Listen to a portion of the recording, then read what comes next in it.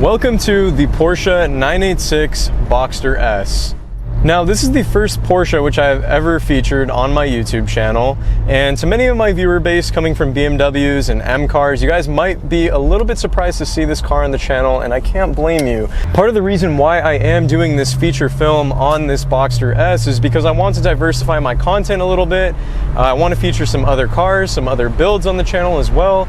Don't worry, the BMW content, the M4 content, that will always be there. But let's get into this little gem right over here. The 986 Boxster is a very interesting car for Porsche as a company.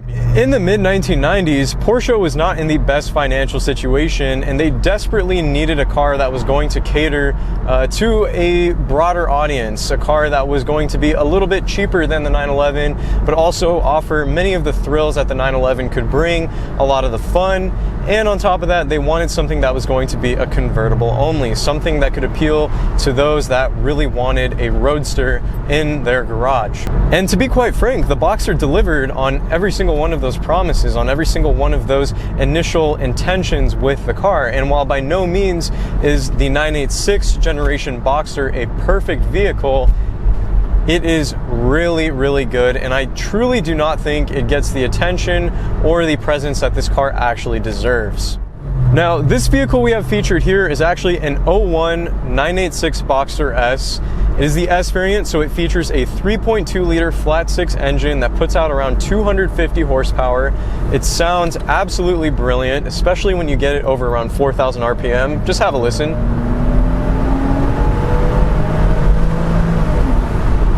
It just sings at a certain RPM band. It's wonderful. The suspension is actually quite firm on this vehicle, and it's actually like a little bit jarring. It's a lot more sport oriented than I was expecting it to be out of the box.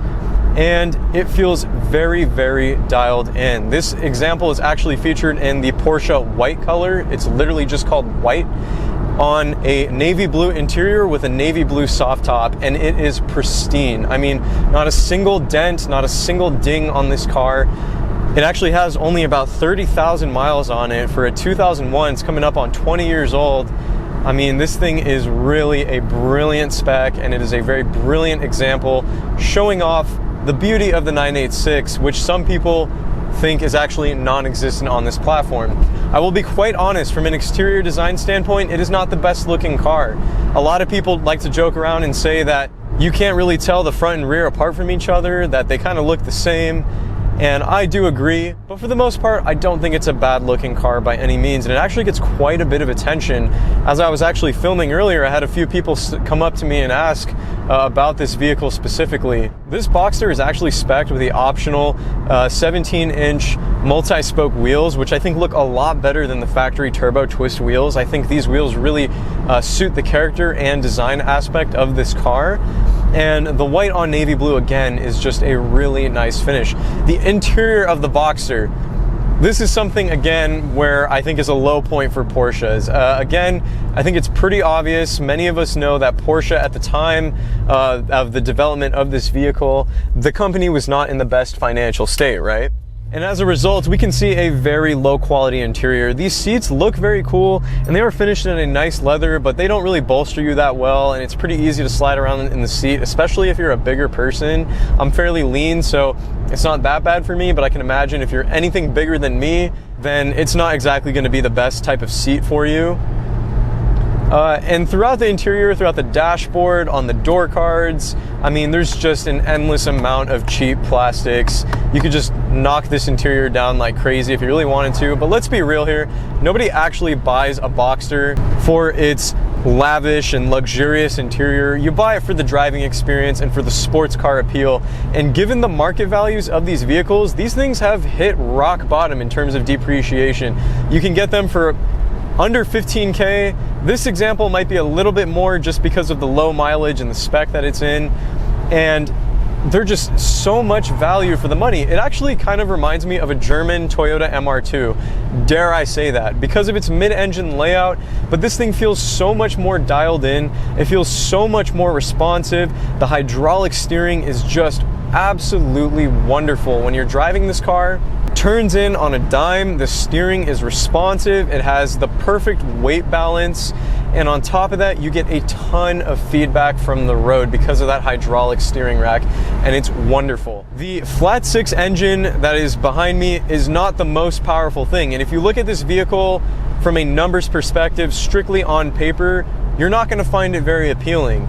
But again, that's not the point of this car. You really have to drive it to understand why it feels so good. It has that naturally aspirated, mid-mounted sports car feel to it, and when you build power, when you rev it all the way to 7,000 RPM at its red line, it sounds glorious, even with just the stock exhaust. Because the engine literally sits right behind me right there, it has a wonderful exhaust note and so much character in the drive to it. Now, the 986 chassis is really interesting because it proved to Porsche that not only was this car a major hot seller, it actually showed off the mid-engine capabilities and how, in some regards, it can be superior to the bigger brother, the 911, which actually overshadowed this car in so many regards. And the other thing that's quite entertaining to know about with the 986 Boxster is that it shares so many parts from the 996 911. In fact, the hood, some of the fenders, the headlamps, a lot of the interior, the 6-speed gearbox, many of the components from the engine are all shared.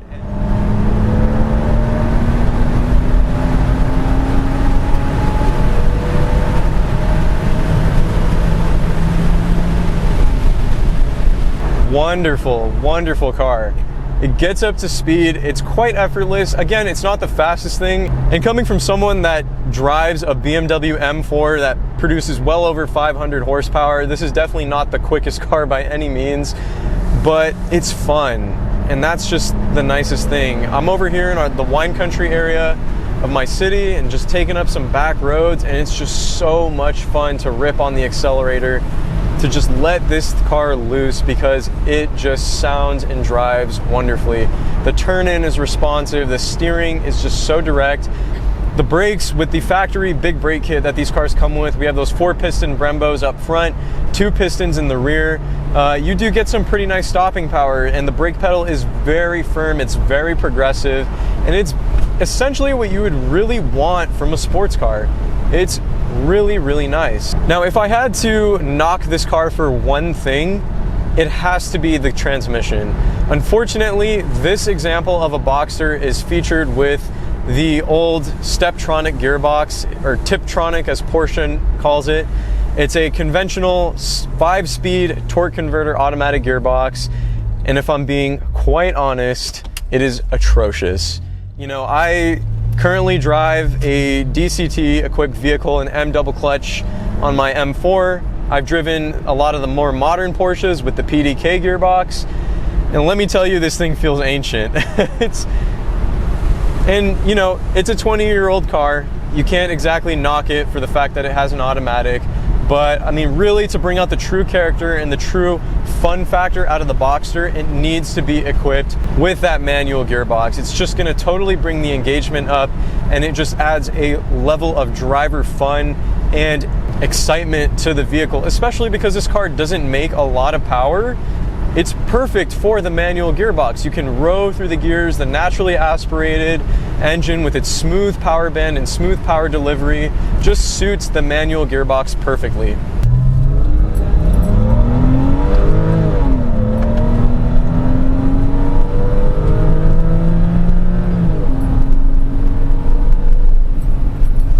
Now, for the remainder of this review, I'm going to be driving this Boxster with the top up, just so you guys can really listen to that flat 6 engine note.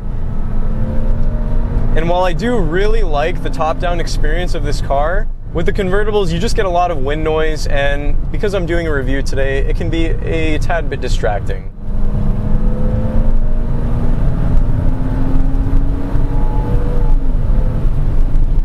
But going back to this Tiptronic transmission, it's sluggish. When you hit these little buttons on the steering wheel, this car doesn't use paddle shifters, it uses these Tiptronic gears changing buttons. It's a very interesting feel because you push them down to downshift, and then you like push the top of the button forward to upshift. And the transmission is very slow to respond. It's very sluggish. I mean, it's everything that stereotypical slush box is described at or characterized as. So it's definitely the manual is the way to go. But again, that doesn't take away from the power delivery of this car. It doesn't take away from the handling. It doesn't take away from the braking feel. And again, this thing is just so responsive. It's a really, really fun car, and it's perfect for any back road. Because of the proportions, because of its light curb weight, coming in at under 3,000 pounds with this car, it's just something you don't find nowadays in modern vehicles. It's just practically impossible to find and to see. So it's truly wonderful that the Boxster is able to fill in a lot of those gaps or things that many car enthusiasts do wish or miss quite a bit about their vehicles.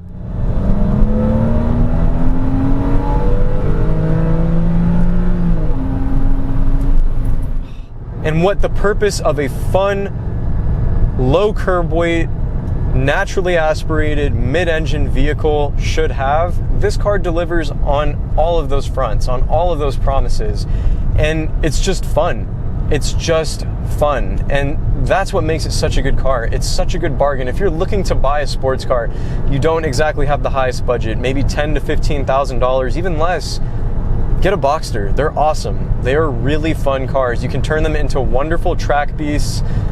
Because of that mid-engine layout with some good suspension tweaking, some cooling mods, these things are monsters on road courses and for time trial events.